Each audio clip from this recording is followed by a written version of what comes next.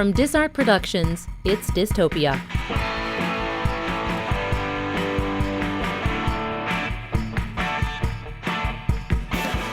Hi folks, welcome to DIStopia. I'm your host, Christopher Smit.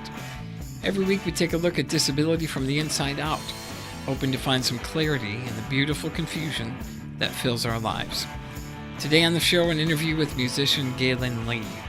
Gaelyn stormed the internet at the beginning of March of 2016 when it was announced that she had won the NPR Music's Tiny Desk Concert competition with a rendition of her haunting song, Someday We'll Linger in the Sun.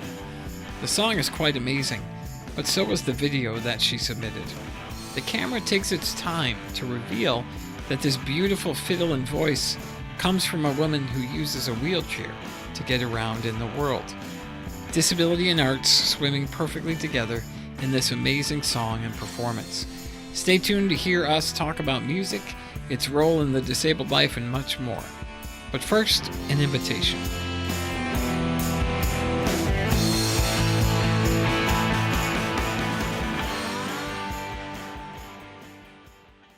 A couple of weeks ago on our first episode, I did some talking about how this podcast, DIStopia, was not just going to be me and special guests doing the work, but actually you, listeners, all of us, speaking, talking, working together. It helps me to think about DIStopia as a big kitchen table. DisArt, the people who produce the show, are the hosts.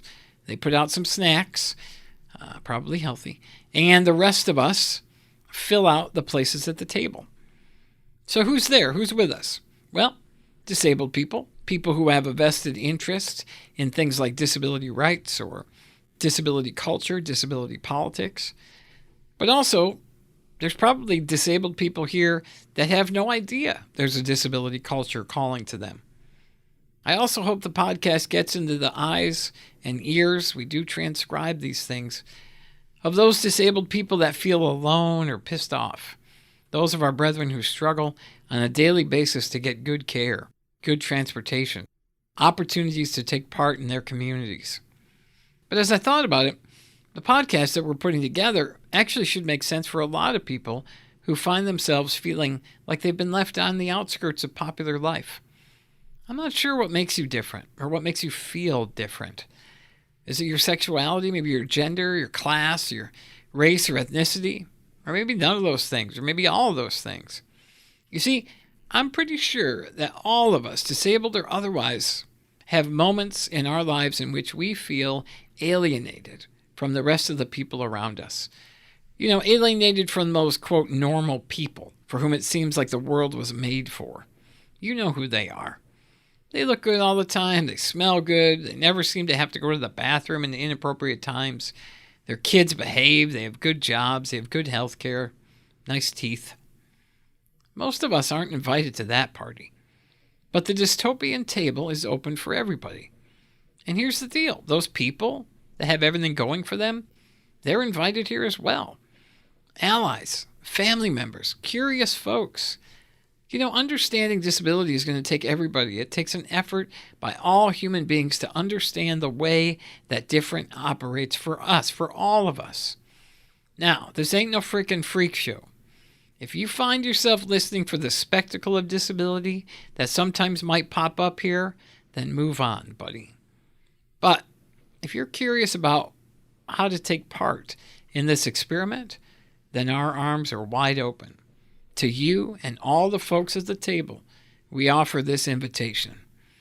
On our website, dystopiapodcast.org, you're going to find a big pink box that says Submit Your Voice. It's very simple to do. And we have 3 options at the moment to give us your voice. First, you can send us some stories and thoughts about caregiving or caregivers. This is a vital element of the disability life. And it can go so great and so bad all at the same time. So send us your funny tales of caregiver wars or serious stories about caregiving victories or defeats. Or, secondly, maybe you just want to bitch about something in a safe place. That's our second option, the rant of the week. Vent on us, people.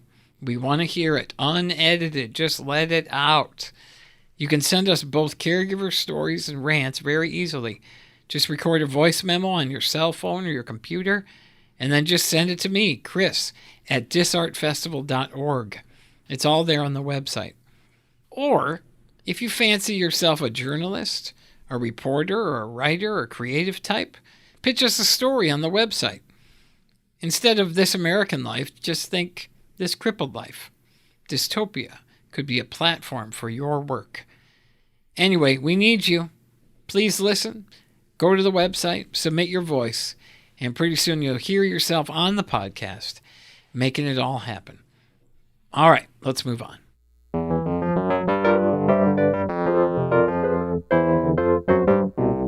All right, right away I want to point out that my conversation with Gaelyn Lea, out of necessity, happened over Skype, which, as some of you know, sucks sometimes. Not too bad, though. There's some small sound issues, but please forgive them, because otherwise the content of the conversation is quite striking. She's a busy musician, a music teacher, an artist, and she is very articulate about the ways her disability fits into what she does. I started out this conversation by asking her how winning the big NPR Tiny Desk concert has helped her career.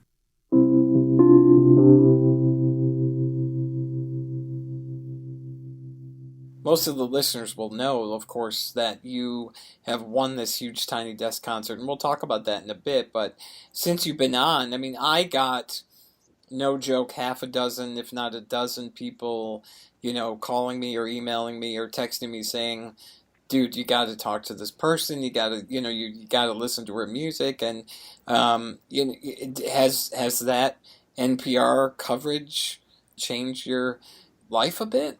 It's definitely changed my the potential trajectory.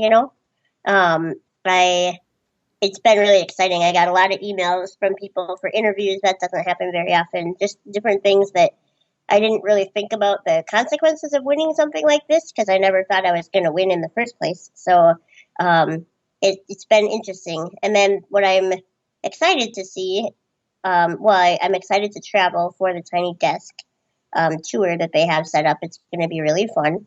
And I'm looking forward to that. And then afterwards, I'm just excited to see where the road goes. It could end up just being a really fun 2 months of shows and go back to normal, but it could also end up being a little bit of a new beginning for me, with music, being able to do things I wasn't planning on doing, for many years. I actually, ironically, this summer is the first summer I was planning to do a tour anyways. And I had never done that before, but I've been playing a long time, and I have, a repertoire now, and I felt like this would be a good summer to try that. So it came at the perfect time, because things like traveling with my music are things that I had already been thinking about and trying to figure out how I could do with my disability, get on the road and do things like that. So it came at the best time possible. I feel like it's kind of meant to be, because a couple of years ago, if you had said, do you want to travel all over, I would have said maybe, but I don't know how that's going to, there's so many logistics to work out. And just so happens I was actually planning these kind of things. And they were going to be a lot smaller tours. It wasn't going to be these kind of shows. It was going to be a coffee shop. You know what I mean? Right. Yep. Chester. So not the same thing as what's going to happen now. But I think every artist has a chance, if they do DIY, do it yourself, to gradually build their career over a course of many years. This just kind of shot it forward a ways, but I had always planned to continue performing and expanding my audience and my musical abilities and stuff, but it just kind of shot it forward a few years, or 10, 20 years. Right, yeah, right.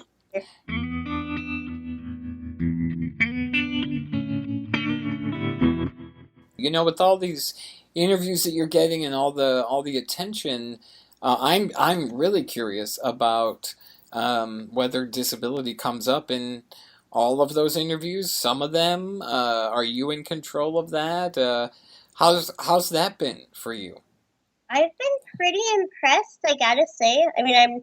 I'm not saying, there was one interview that came out in a news story that really skewed it in the inspiration porn kind of way, the way that you don't want, But that only Right. one part. Everything else has been, a lot of times I talk to the reporters and I say, or the people who's writing the blog or whatever, and I just say, um, usually you say person with a disability.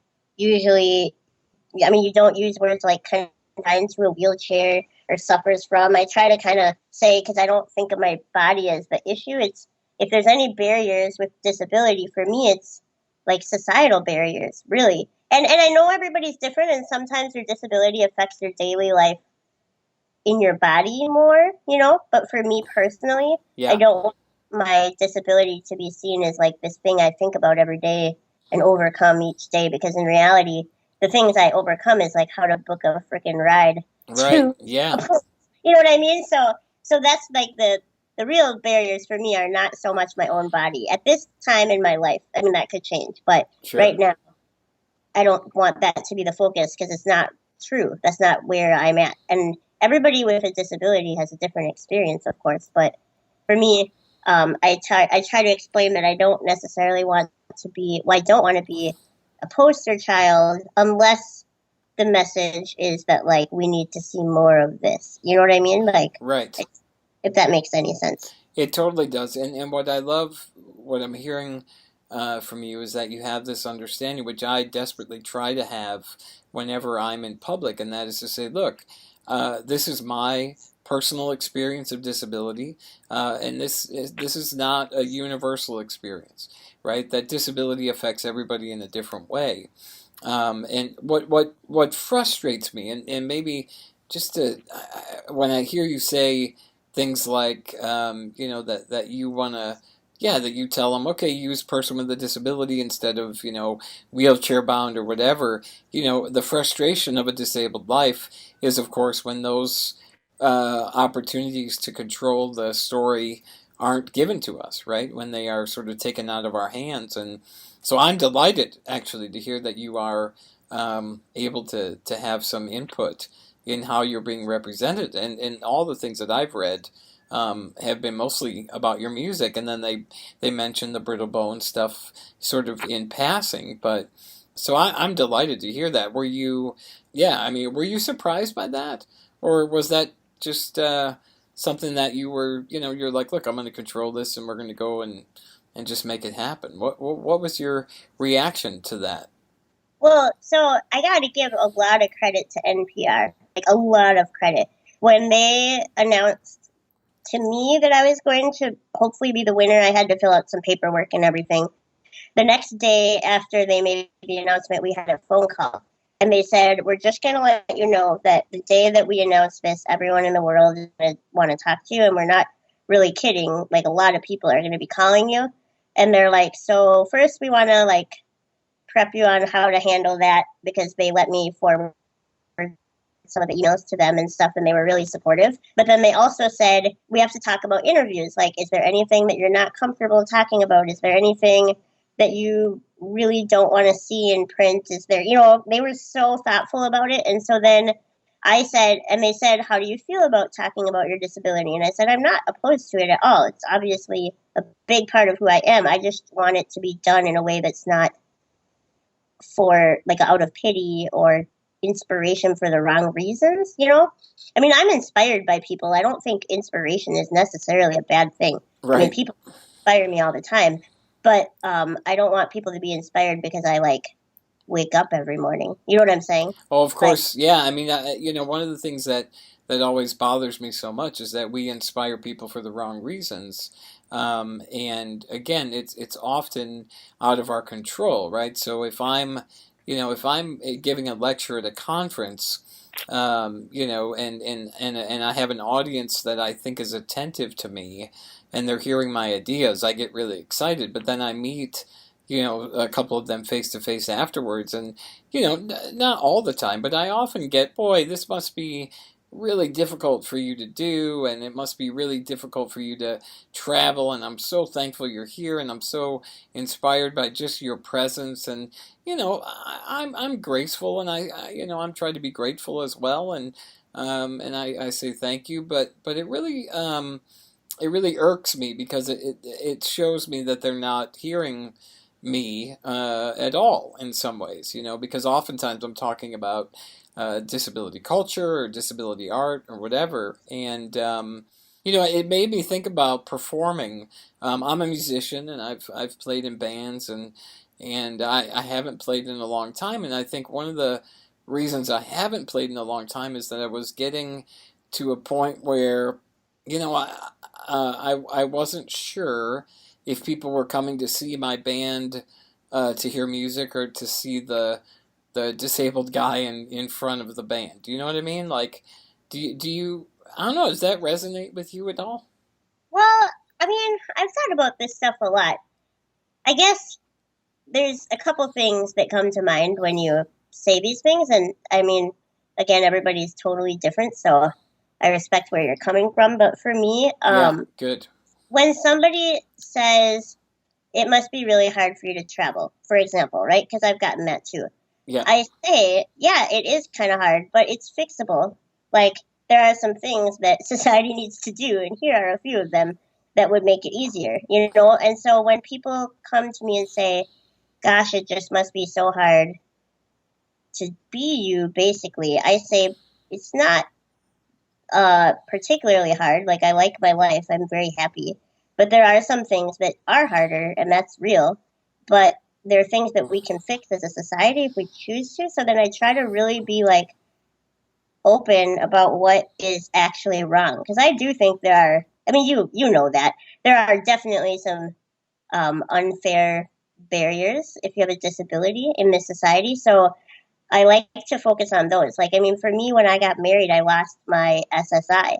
So I can work right now, and that's awesome. But if I couldn't work, we'd have to probably get a divorce because I wouldn't be able to pay my bills. Do you know what I'm saying? oh, I totally do. And isn't that one of the most alarming? I've told people that before too. I'm married and I've been married for 20 years, and yeah, once I can't work, which is certainly sometime in my future. I don't know when, but if it gets to a point where I can't work, you're right. Like divorce it becomes this sort of way to get back on the sort of governmental support. And yeah, that really that's a reality of disability that most people they don't know. And to be honest with you, that's fine. I don't care if they don't know that about me personally, but maybe when I yeah, want people to know that. I think the only way it's ever going to change, because look at all it would take is the government raising the income and asset limits. It's not some crazy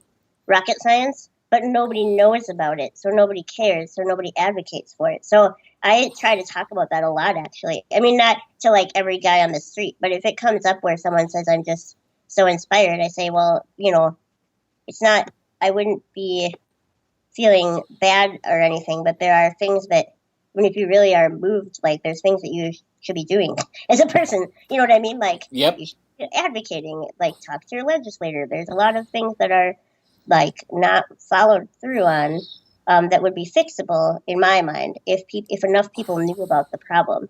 I mean, so many of the issues with disability, nobody even knows what they are, and it's not my body that's the problem. I don't want surgery, but I do want to have the ability to like work and yet be married, or not work and be married. You know what I mean? Like keep my health care, all those things. I mean, I totally, yeah. I mean, I'm totally loving the way that you put some of this stuff. I think that when we are, yeah, when we're out in public and doing stuff, I often, I don't know. For me, it's like I have to think about whether or not I'm going to let other people define me, or whether I'm going to fight through and just sort of be my own person.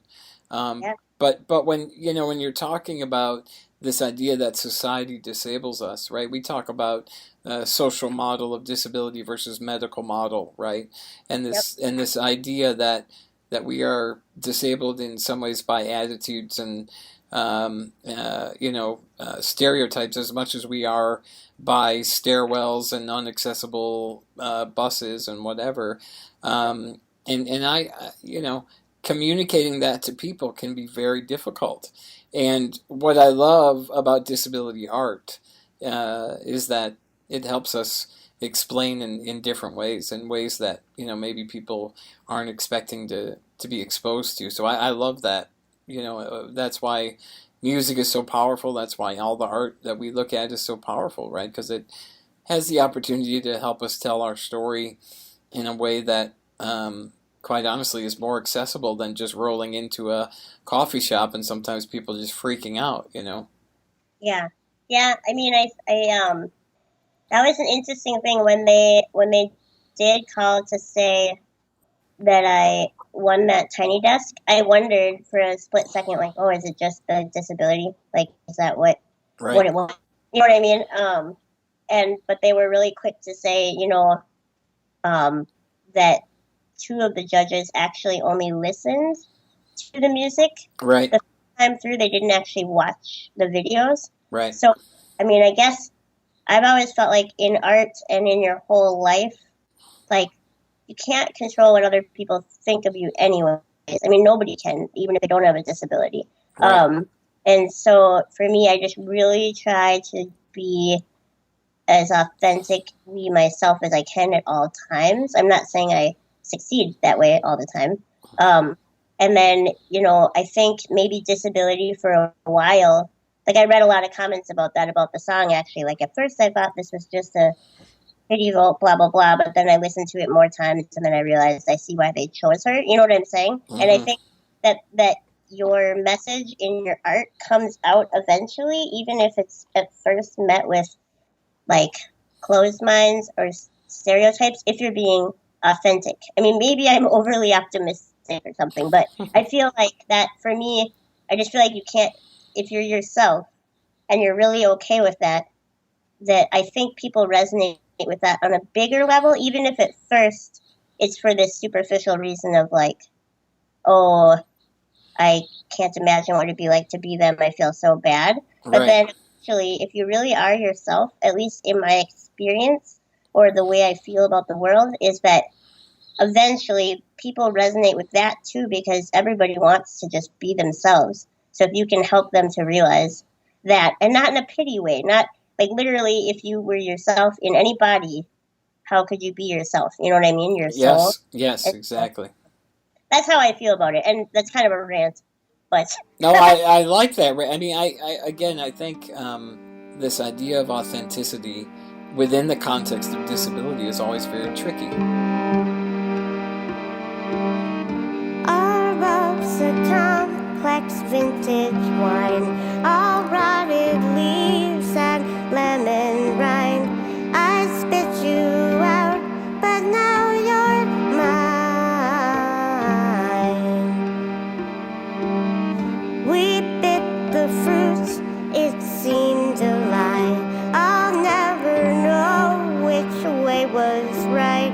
Now side by side we face the night,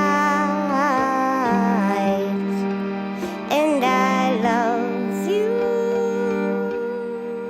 NPR made a really big deal about the video of Someday Will Linger in the Sun that you pan over, to your body after the song has started. And is that, I mean, I know that in the interview you sort of talked about being, doing that quite intentionally. Can you talk about that a bit? oh yeah, it definitely was. I mean, it wasn't intentional when we started. Like when we started that day, that evening, we recorded one night. We first of all were gonna zoom in on the amp just so that we had an effect because I recorded it on my phone, so like it's very low tech. So we were like, oh, we could start by filming the amp and then just zoom right out.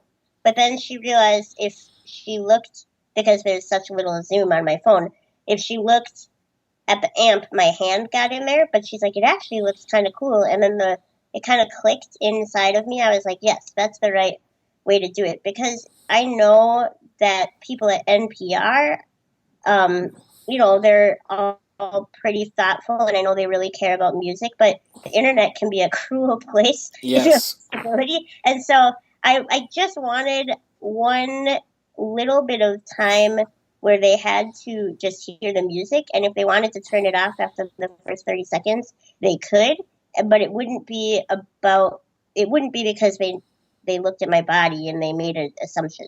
And and it's not out of shame. Like, I was wondering how other disability advocates would feel about it, because for me, it's not about shame. It's about knowing that there is such a long ways to go with the way people view disability. And I personally am really happy and comfortable with myself, but I know that if I'm trying to enter a contest, it's a contest, right? So Right. you want to make sure that you're being judged for the right reasons. And I felt like it's not like I had a stand-in for the whole video and I wasn't in there at all. But I thought the first, few minutes, or not minutes, I guess it was a minute and 20 seconds. Why not kind of leave them wondering what they're listening to? And because I use a live looping pedal, there's more than one layer of violin. Right. And I thought it was kind of neat too, because you were probably wondering how many instruments there were playing. You know what I mean? Yes. Are there 4 violins? Are there 1 violin? And so that was another added bonus. So there were a few different trains of thought in that, but I'm happy with that decision. Even though I was like, I wish I could put a disclaimer on the bottom, like, don't worry, people with disabilities. It's not because I Right. It was just I know how the world works, and still, you don't read comments below YouTube videos, by the way, but Right. Most people were extremely gracious and kind and like not weird, and then of course there's the people that is literally all they saw. You know what I mean? And so even then, even with that minute and 20 seconds, some people still didn't get over it. But it's not my job to judge them either, because so it doesn't really bother me.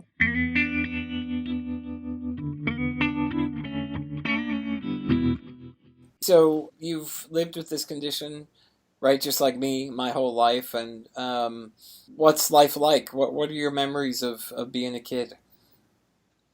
I am pretty fortunate. I have really awesome parents and 3 really awesome siblings, and none of my other family members have a disability. So I grew up, I don't know how I got so lucky, but I grew up with it very much in the background of my childhood. Yeah.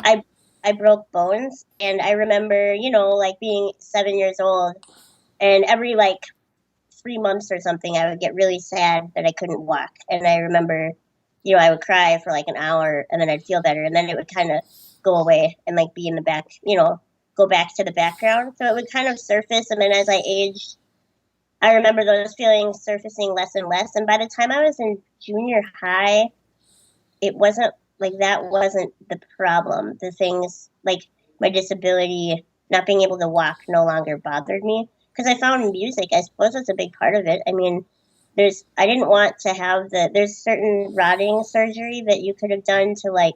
if they would break my arms while I was asleep, obviously, and then rod them, and then they might, straighten my arms and lengthen them. But I had already started playing violin, and there was a chance it would mess up my nerve function in my hands. Yeah.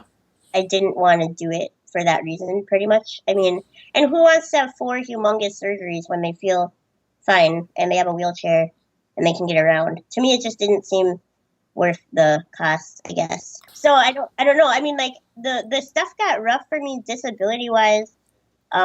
After in college, I got really sick, and the doctors just basically said I was going to die, and my mom was like, what? And so she got a second opinion, and that was not true at all. So I started realizing the reality of disability for me set in a lot more as I got older and realized that, stuff like medical emergencies and stuff were yes. Yeah. more traumatic and stuff. And so I ended up having some anxiety around that. And then, of course, dating and stuff was non-existent for me until after my junior year of college. So that was hard, but we were such nerds.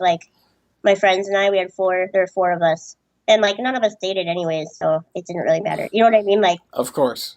We were happy nerds that hung out and did orchestra and math league and really things. So it wasn't we were all dating and I was the only one that was left out. So it wasn't really like that at all anyways. So I just feel really fortunate for the way that my experience with disability unfolded. I mean, I still deal with, like, post-traumatic stress and anxiety and depression sometimes, like more anxiety now. It started as depression, but Sure. because of different things that have happened as an adult with my disability. Yeah.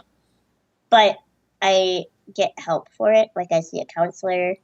I read a lot. I try to deal with it. And so right now, I don't know, that's kind of been my experience. I just had even breaking arms. I guess maybe I'm just like one of those diehard optimists, because Yeah. break my arms. Like, one time I broke 2 arms and a leg, and I was in 7th grade, and I had an aide in school who helped me do stuff and, like, get my books and use the bathroom and stuff. And when all my bones are broken, so I was in the nurse's office a lot, laying down because I would get really sore. But I remember her reading me Huckleberry Finn, and we would, like, laugh in the nurse's office.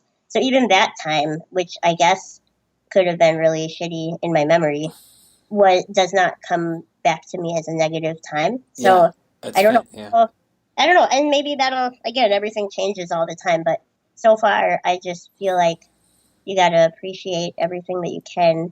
But I know that I'm fortunate to have a positive outlook, and I know it's harder for some people to do that, So Totally. Right, yeah. So I don't know.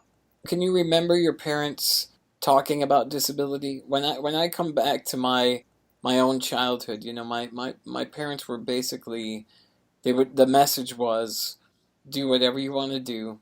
Nothing's going to stop you. Just go out there and do it, and it'll be fine. Which it's interesting that you say disability doesn't really, well, that your realism of disability sort of kicks in college, and when you sort of start getting more sick or whatever. For me, it was graduate school, and I always joke that I didn't think I was disabled until I was like 29, because my parents were just like, do it, go frickin' do it. Like, if you want to do something, do it. Yeah. Is that how your folks were too?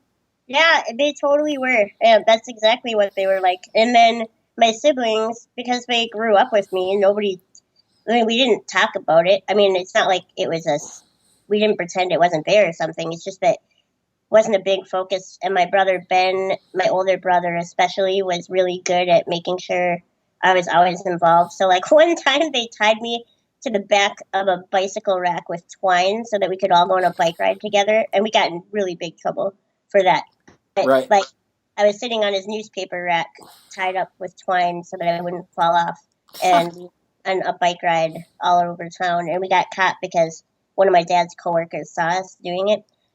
So, like, I never got left out by my siblings, and that was neat. And then, I don't know. Yes, I don't know. I guess it's just a matter of having your parents be supportive, and then you grow up feeling that way, like, I can do what I want to do. And then my parents were really cool too about dating, because obviously, like, an issue that I wish was talked about more often is sexuality and disabilities. And so Yes. my dad especially was really cool, and my mom. They both said really powerful things. My mom said, just keep developing yourself and doing cool things, and you will get cooler and cooler. And so when the right person comes along, you'll have all these amazing experiences behind you, rather than a lifetime of just sitting there wishing you were dating someone. You know what I mean? And then my dad said that men are idiots till they're at least 25.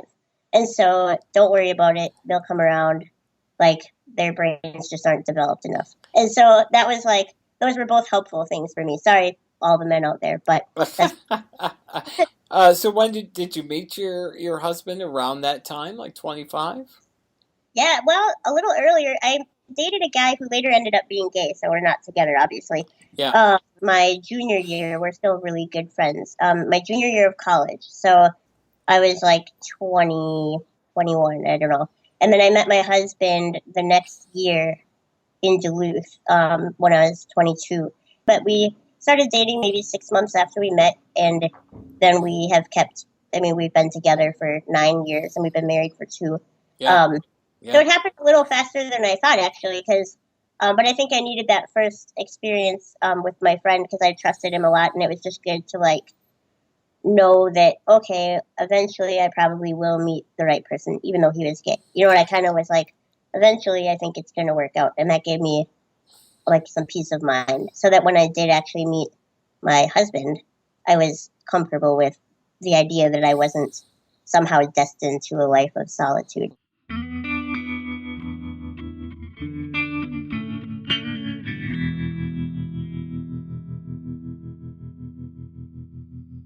One of my favorite songs of yours is Bird Song, and I really I want to talk about that in a minute, but I love the version with Murder of Crows. And how did that band start? Where did you meet Alan Sparhawk, and how did that whole thing come together? Yeah, well, I met Alan because I was at a farmer's market and I was playing alongside, like just jamming with this other musician from Duluth named Charlie Parr. And the two of us were playing, and Alan and Charlie are friends. And so it turns out that Alan had come down to see Charlie, just like popped down to the farmer's market, and he watched us play for a while, although I didn't know he was there. I didn't recognize him. I didn't know he was there. So later on, a few weeks, like maybe 2 or 3 weeks later, I got a text message from Alan, and he said, "This is Alan from Low, and I'm wondering if we could maybe do a project." And I thought it was a joke. Like, I didn't really think it was him because I had no idea why he would be texting me. But it turns out it really was him, and he had liked the way that I could improvise because it was all just on the spot jamming. And so he had a silent film project coming up where he had to do the soundtrack for a silent film. And he asked if I would do it with him, and I did. But we practiced maybe 6 or 7 times for that show. And they were big rehearsals because we had to get a whole movie going, you know. Right. And so by the end, we had played together quite a bit. And he was like, "Well, this is fun. We should probably book some shows." So we booked our first show at a coffee shop in Duluth in November of 2011, like after this silent film thing was done. And right before that, I randomly, for the first time in my whole life, wrote a song like that I sing, and it kind of just came out of nowhere. I think he was pretty inspiring to me, just like expanding my mind what the violin can do and stuff. So I'm sure I know that he has a lot to do with it. So I wrote this song and I sang it for him the night of before our show. We had a practice, and he's like, "Well, let's do that tomorrow." So that was kind of how the band started. And that video is available online, right? In fact, I think it's on the Murder of Crows website. Is that right? That's awesome. That's so cool. That night, that's the first time I had ever performed any of my own music. But then because of our friendship and musical bond or whatever, I kept writing songs. I mean, I don't write a lot of songs. I think I maybe only done like 10, but it's more than 0, which is what it was before I met him. And right. Show him the songs, and we'd practice them, and we would do them live and stuff. And that's kind of how Birdsong came out. So it's been fun to just have this new inspiration to suddenly start writing music. And I don't think, I don't know, I don't have like a style in mind. They just come out the way they come out, which is why Birdsong is really happy and the one that won is really sad. It's not intentional. It just kind of comes out that way. Well, Birdsong is very happy. There is a sort of, I love it because it's sort of call and response.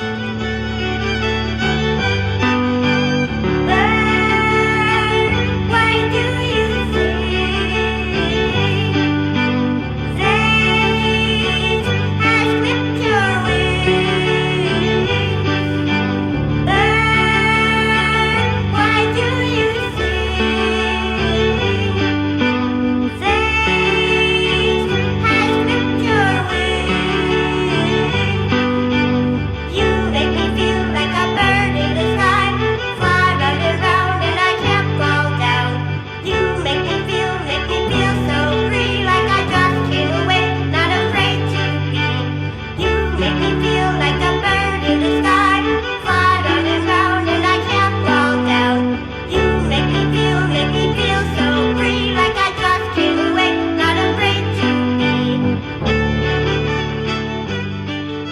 something very cinematic about your music, and I don't know, I don't even know exactly what I mean by that, but it's so interesting for you to tell me that the first time you got together was to play for a silent film, because I see your music as much as I hear it. Does that make sense? Like, I don't know, it makes me visualize narrative. It's wonderful. That's interesting because I've heard that from other people. I don't know. I don't know what it is about it that makes it kind of a visual experience. But it's fun to hear that. And Birdsong is the only song I ever wrote that really is about disability, actually. So, I mean, to me, that's what it is about.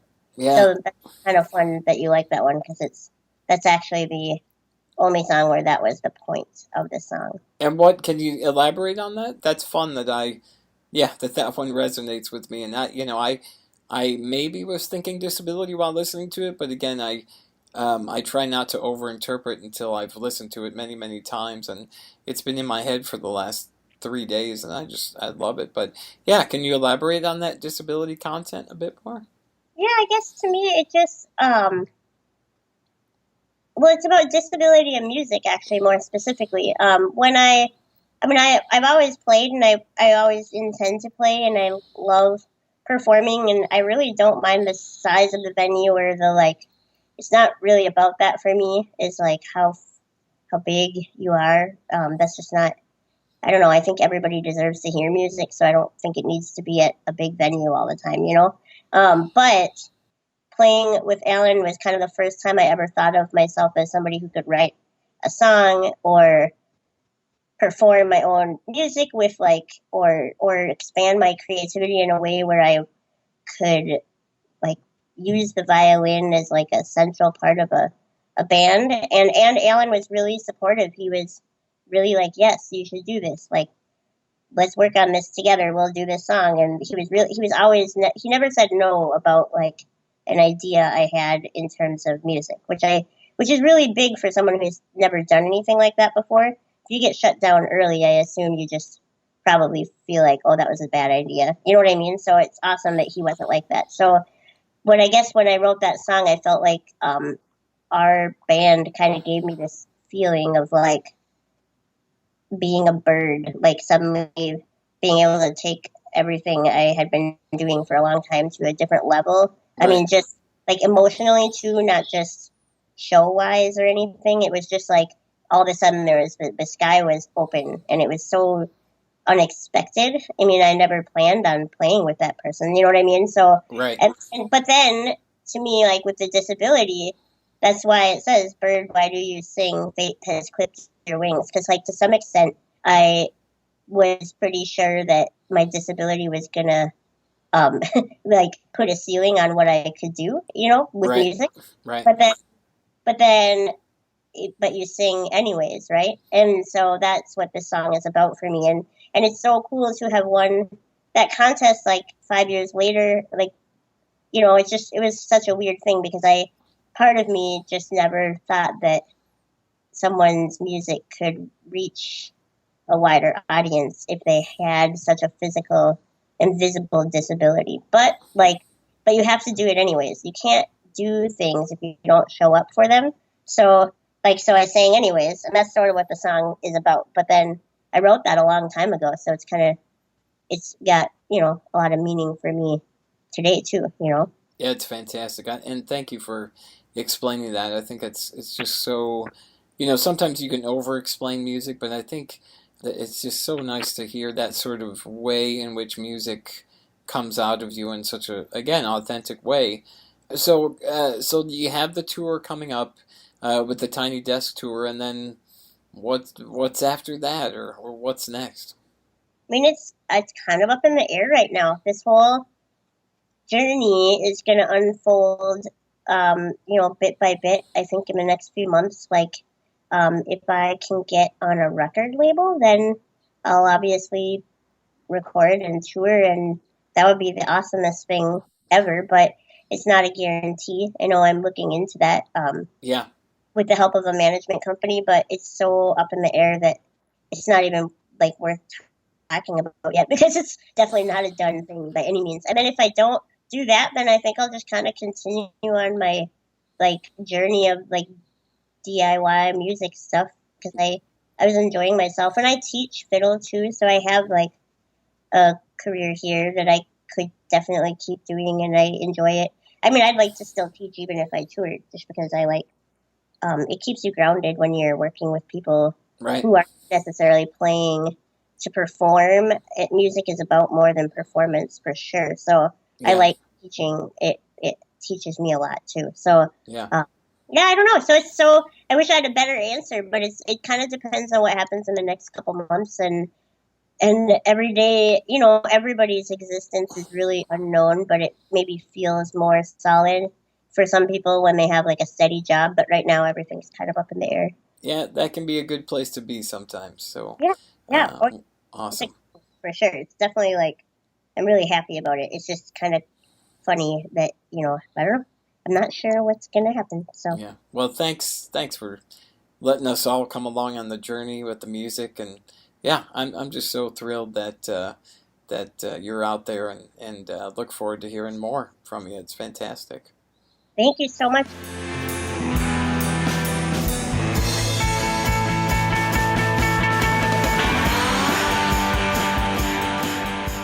I don't know about you, but I'm pretty happy that Gaelyn and her music is in the world. We're all better for it. I hope you enjoyed that conversation. Look, if you haven't yet bought her new CD or downloaded it on iTunes, do it. It's called All the Roads That Lead Us Home, and it's amazing. Your life will be better for it. On our next episode, an interview with author Susan Nussbaum, whose book Good Kings, Bad Kings recently won the Bellwether Prize for socially engaged fiction, and we hope you join us for that. Until then, DIStopia has been a production of DisArt. DIStopia is produced by Liz Wade, with help from Katie Matheson and Jacob Meyer. Music this week, as always, from the New Midwest and David Molinari. We get help every week from DisArt's managing director, Jill Vinn. For more information about DisArt Festival, visit disartfestival.org. I'm your host, Christopher Smit. Talk to you soon. Subscribe to DIStopia on iTunes, and make sure to visit our website, dystopiapodcast.org, to find transcriptions, all of our episodes, dystopian news, and much more.